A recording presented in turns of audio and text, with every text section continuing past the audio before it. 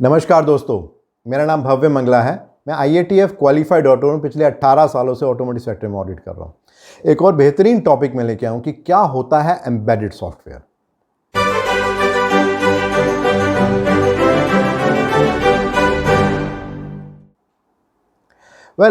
जब हम बात करते हैं एम्बेडेड सॉफ्टवेयर की, आसान भाषा में समझने के लिए अगर मैं एग्जांपल देना चाहूँ तो एक ब्रेड है हमारे पास, सिंपल सी, राइट। तो उसको हम क्या बोलेंगे? सिर्फ ब्रेड ही बोलेंगे। लेकिन अगर उसके अंदर आपको वेजिटेबल्स डाल देते हैं तो हम बोल देते हैं कि ये वेजिटेबल कटलेट बना सकते हैं या कुछ और बोल सकते हैं। यहीं अगर आप उसमें चिकन डाल देंगे तो हम बोलते हैं कि नॉन वेजिटेरियन ब्रेड हो गई। अब तो हमने क्या किया, हमने कुछ एम्बेड किया और उस कारण से उसकी एप्लीकेशन चेंज हो गई, उसका पर्पस चेंज हो गया।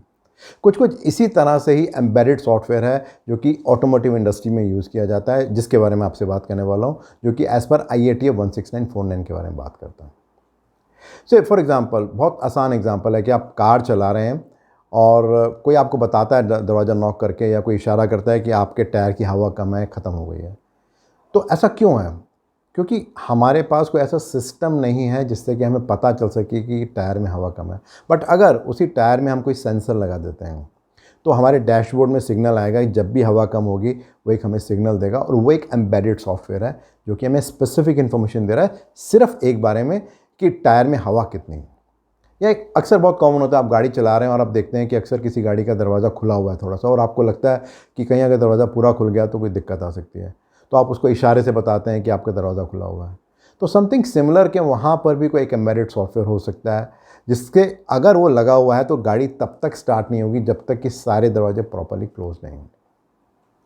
अगर मैं बात करूं डेफिनेशन की, तो जो IATF 16949 को जो सैंक्शन इंटरप्रिटेशन है वहाँ पर एक डेफिनेशन दी है एम्बेडेड सॉफ्टवेयर की, और वो डेफिनेशन कहती है कि ये एक स्पेशलाइज्ड प्रोग्राम है जो कि स्टोर किया जाता है किसी ऑटोमोटिव कंपोनेंट के अंदर। मे बी वो कस्टमर ने उसे बताया है as a part of system design, जिससे कि हम कोई फंक्शन को कंट्रोल कर सकते हैं और ये इंश्योर कर सकते हैं कि जो भी हमारी रिक्वायरमेंट्स हैं उसको हम फुलफ़िल कर सकें। अगर आज के टाइम में देखा जाए, एम्बेडेड सॉफ्टवेयर बहुत ज़्यादा यूज़ हो रहे हैं, बट इसकी शुरुआत सबसे पहले 1968 में फॉक्सवैगन ने की थी, जहां उसने पहली बार एम्बेडेड सॉफ्टवेयर को यूज़ किया था।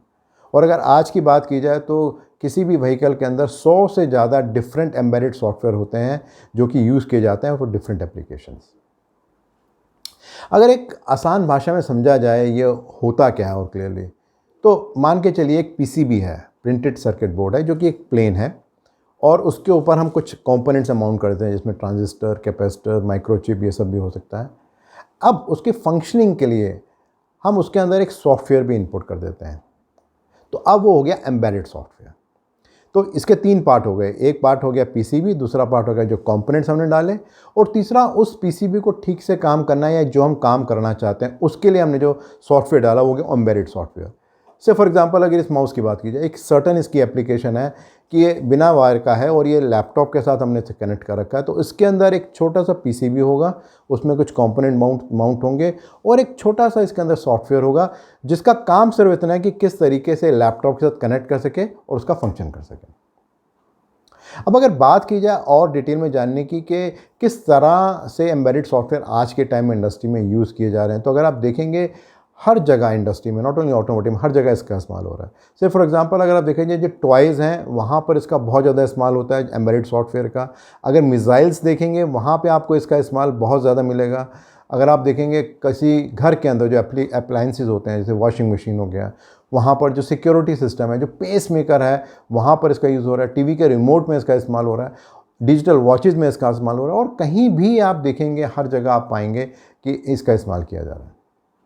अब ये अंडरस्टैंड करना ज़रूरी है कि जो एम्बेडेड सॉफ्टवेयर है और जो एप्लीकेशन सॉफ्टवेयर है, जब हम एप्लीकेशन सॉफ्टवेयर बोलते हैं तो हम बात करते हैं ऑपरेटिंग सिस्टम की, जिससे कि हमारा कंप्यूटर चलता है या डेस्कटॉप चलता है, उसमें क्या डिफरेंस है।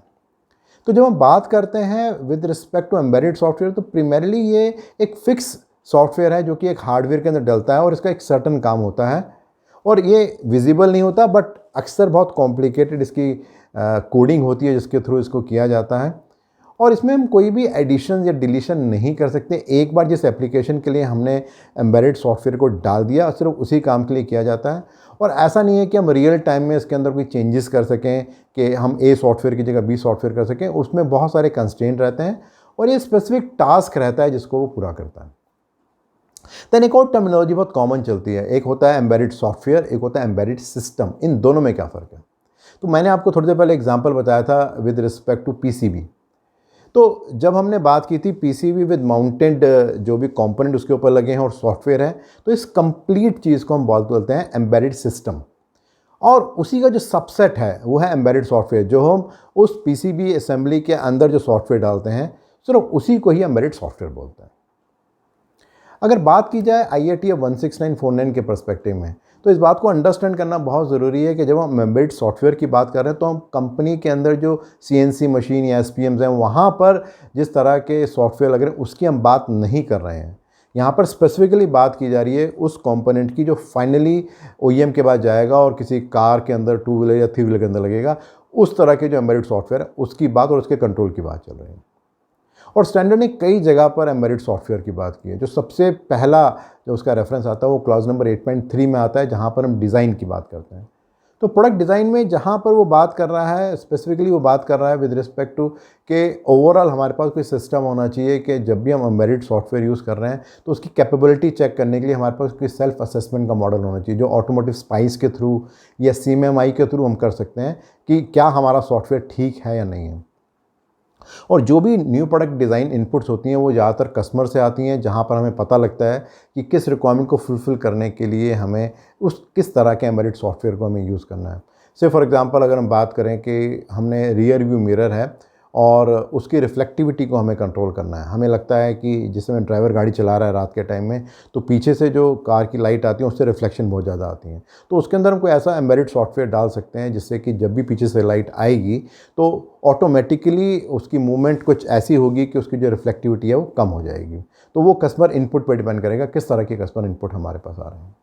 देन उसके बाद आता है कि डिज़ाइन एंड डेवलपमेंट वैलिडेशन, कि हमने वो इनपुट को यूज़ तो कर लिया, अब हमें वैलिडेट भी करना है कि वो सॉफ्टवेयर ठीक से काम कर रहा है नहीं कर रहा है। जैसे मैंने आपको एग्जांपल दिया था रियर व्यू मिरर का, तो अब हम प्रोडक्ट वैलिडेशन में एक्चुअली में रियल सेंस में चेक करेंगे लाइट को डाल के कि जो रिफ्लेक्टिविटी है, जो उसका टारगेट ऐसे 40 to 45% उसकी रिफ्लेक्टिविटी होनी चाहिए, क्या एक्चुअली में वो हुई या नहीं हुई, वो हम चेक करेंगे वैलिडेशन के अंदर। देन उसके बाद बात आती है with respect to design and development changes.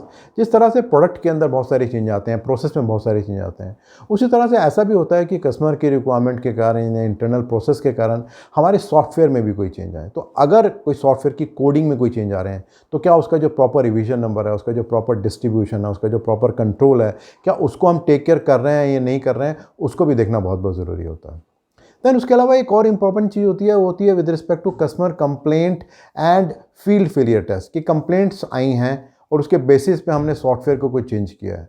But अगर हम सॉफ्टवेयर को कोई चेंज कर रहे हैं तो उन सॉफ्टवेयर को चेंज करने के कारण से कहीं कोई भी अगर चेंज आया है तो क्या उसको हम वेरीफाई कर रहे हैं, क्या हमने कस्टमर को इंटीमेट किया है, क्या उसका कोई PPAP में चेंज आया है, उसको हम टेक कर रहे नहीं कर रहे हैं, तो उसको भी देखना बहुत बहुत ज़रूरी होता है। अगर बात करें कुछ इंडस्ट्री के चैलेंजेस के बारे में, तो जो सबसे इम्पॉर्टेंट चैलेंज है वो तो ये है कि इंडस्ट्री में कितने लोगों को एक्चुअली में पता है कि एम्बेडेड सॉफ्टवेयर क्या होता है, उसका मीनिंग क्या है, उसका पर्पस क्या है।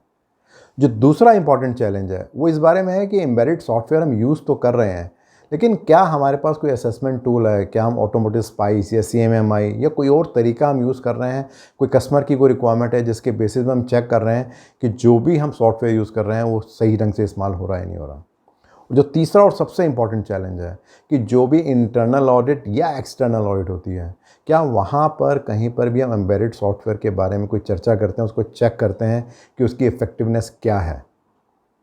सो अगर मैं समरी करूँ, मैंने बात की आपसे एम्बेडेड सॉफ्टवेयर क्या होता है, एम्बेडेड सॉफ्टवेयर में और एप्लीकेशन सॉफ्टवेयर में क्या डिफरेंस है, एम्बेडेड सॉफ्टवेयर और एम्बेडेड सिस्टम में क्या फ़र्क होता है, कहाँ कहाँ पर एम्बेडेड सॉफ्टवेयर को हम यूज़ कर रहे हैं इंडस्ट्री में।